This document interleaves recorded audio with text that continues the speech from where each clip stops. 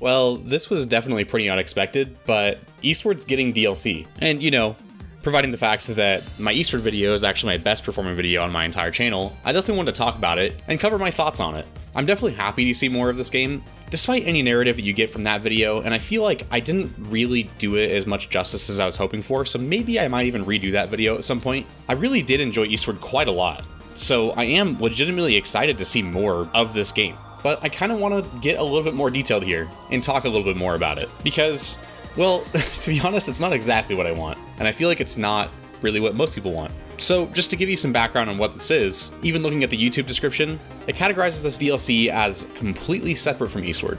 It's set in a parallel universe, and the DLC is essentially playing Stardew Valley but with Eastward characters, which, I mean, isn't the worst thing ever.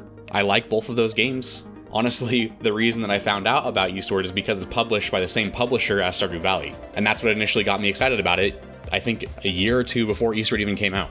But I mean, it's still not what I wanted. I wanted to know more about the story of Eastward, and what the heck was going on with that ending.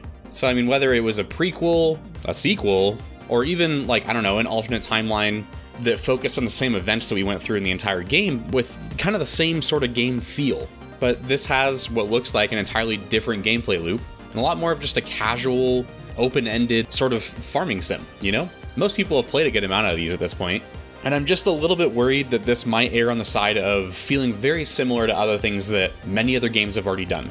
My last video, actually, which I apologize, was over a year ago, covered Cult of the Lamb, and my biggest criticism with that game was the fact that it was a little bit too scattered in scope, in my opinion. It wanted to be a roguelike, and it also wanted to be like an Animal Crossing farming sim, both at the same time, and honestly it executed okay at best in both categories. The roguelike wasn't really very innovative on the genre as a whole. It felt like it did a lot of stuff that I've already seen before, and the same could be said for the other side, the farming sim side.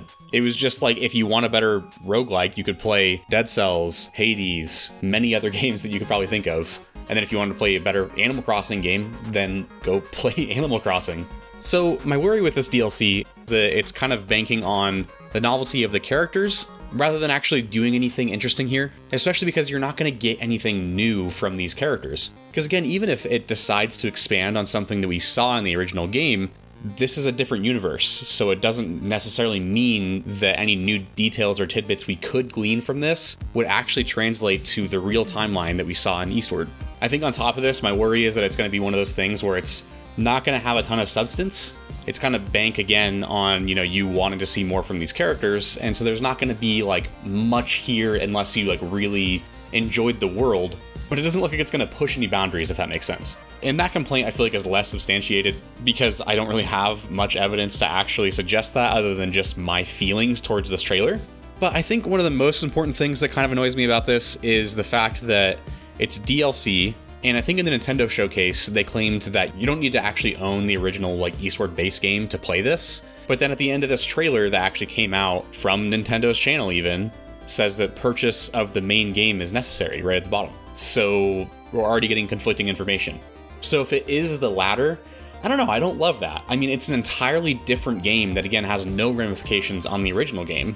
So if people want to get into it, this is a good way for more people to find the game and get and play it, you know? It's really entirely separate, excluding the characters, which are already in a different timeline anyways. So again, a good way that a lot of games branch out and bring other players in that might have never even thought about considering a new IP is they reach out to different markets. And so this is exactly what they're doing. They're reaching out to people that like to play Animal Crossing or farming sim sort of games and getting them interested because, I mean, this lends itself to that sort of audience that has a really nice, inviting, and cool and unique art style with good character designs.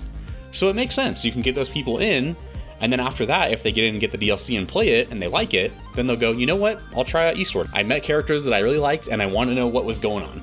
But requiring them to buy Eastward and the DLC at the same time, that's definitely going to scare more people away. And while this game does have flaws, it's a game that I think is still pretty cool. That, I mean, like I talked about in my other video, not 100% sure I'd recommend it to really a whole lot of people, but it's very niche and had something in here that has made me think about this game just a lot, even though the execution, in my opinion, was lacking, especially near the end. But I just want to stress again, I'm gonna get this. Like, I did really enjoy the game a lot, and I'm definitely curious. I just think that some of their tactics are a little bit worrying, and Again, I wanted to express what, I was thinking on this because I like talking about this game, obviously. So if you want to talk with me, definitely post something in the comments. I like having conversations over this, and I want to make sure that I'm more active at getting back to people and making more videos again. So again, I apologize for being so incredibly delayed on making videos. To be honest, the reason I stopped was because I didn't really have any ideas for videos that I was really excited about. Usually whenever I sat down to actually record a video, and I had many attempts over this last year, I just didn't have anything where what I was making was something I was proud of or I liked, so I just scrapped it.